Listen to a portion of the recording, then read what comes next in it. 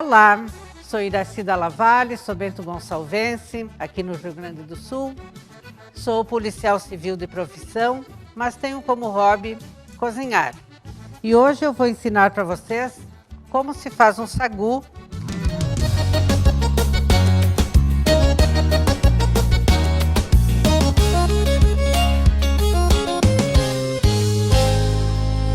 Caetá apresenta Cozinha Campeira, uma série de vídeos com o melhor do tempero gaúcho. Os imigrantes italianos, quando vieram para cá, eles passaram depois a cultivar as vinhas e fazer o vinho. E tinham vinho em abundância, e aí as mães resolviam fazer uma sobremesa para os seus filhos. Esse sagu dizem que ele não veio com os imigrantes da Itália, que lá na Itália não existe o sagu. Mas aqui no Rio Grande do Sul, principalmente na região colonial italiana, ele é o queridinho e ele faz parte de todos os cardápios dos grandes restaurantes, das grandes churrascarias, e ele está sempre sendo solicitado para que seja colocado no cardápio. Os gourmets, para enfeitar um pouquinho, dizem que não é sagu, que são pérolas ao vinho. Eu prefiro ficar com o nosso nome sagu, que é o mais tradicional. Então eu vou fazer uma receita para mais ou menos 10 pessoas, tá? E então nós vamos precisar 2 litros de vinho, que nós vamos colocar na panela. Para 2 litros de vinho, nós precisamos de 1 litro de água, que eu não vou colocar agora, porque nós temos que queimar o álcool do sagu, e aí nós precisamos tirar o álcool, porque adultos e crianças saboreiam o sagu. Também nós vamos precisar para essa quantidade 750 gramas de sagu, que são essas bolinhas aqui, que a gente diz que ela é tipicamente rio-grandense, essa receita, porque uniu o vinho dos imigrantes italianos e ela uniu a mandioca que era cultivada pelos indígenas. Então ela é genuinamente rio-grandense. Um segredinho que nós precisamos dizer para vocês é que nós precisamos umedecer essas bolinhas. Então, antes de eu começar a preparar o sagu, antes de começar a ferver, eu preciso cobrir essas bolinhas com água e deixar ali descansando, para que quando eu for usar, ela já esteja hidratada. Vou precisar também para essa quantidade de meio quilo de açúcar. Pode ser o açúcar cristal, tá? Não precisa ser o açúcar refinado, que nós vamos colocar só no finalzinho, porque aí nós vamos ter que mexer ele constantemente, porque senão ele vai pegar no fundo da panela.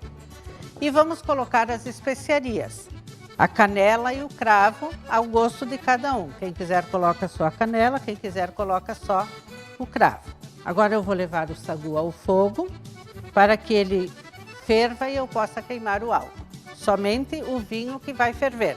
As especiarias, o sagu hidratado e o açúcar nós vamos colocar em outras etapas, tá? Então nós vamos levar agora ao fogo para ferver esse vinho e nós podermos queimar o álcool dele. Quando o vinho ferver, que tem bastante vapor, nós acendemos um fósforo em cima, ele vai queimar bastante. Se você quer deixar um pouquinho, assim, para ele ficar mais picantezinho, você pega uma tampa, a tampa da panela e abafa, o fogo vai se apagar. Senão ele vai ficar queimando até que tenha álcool no vinho. Um detalhe muito importante, depois que eu queimei o álcool, eu vou adicionar a água, as especiarias, o sagu e mais lá no final o açúcar. O sagu hidratado eu vou colocar e eu vou mexer para ele se separar, porque ele vai estar grudadinho. De vez em quando eu vou mexer, baixo o fogo para ele não grudar embaixo. Tem que cuidar muito do fundo da panela, porque se ele grudar ele vai deixar gosto de queimado no sagu e aí estragou nossa receita. Quando a gente vê que esse sagu começou a ficar transparente, ele não precisa ficar totalmente transparente, tá? Vai demorar de uns 8 a 10 minutos. Nós vamos adicionar o açúcar.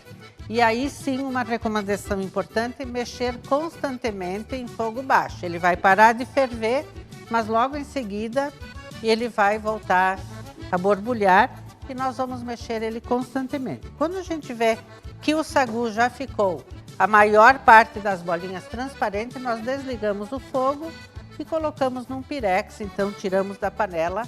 essa receita ela é muito apreciada e, inclusive, ela se espalhou pelo Brasil afora também. Tradicionalmente, aqui no Rio Grande do Sul, há o costume de comer o sagu com um creme branquinho de leite, também por causa da abundância do leite que havia aqui.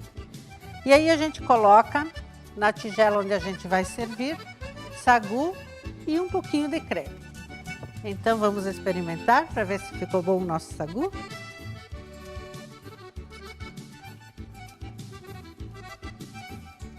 Maravilhoso! Façam em casa, sirvam a sua família, sirvam os seus amigos, vocês não vão se arrepender. E viram que é muito fácil de fazer, né? Sagu de vinho, pode ser comido com ou sem creme, com mais creme ou menos sagu, isso vai do gosto de cada um.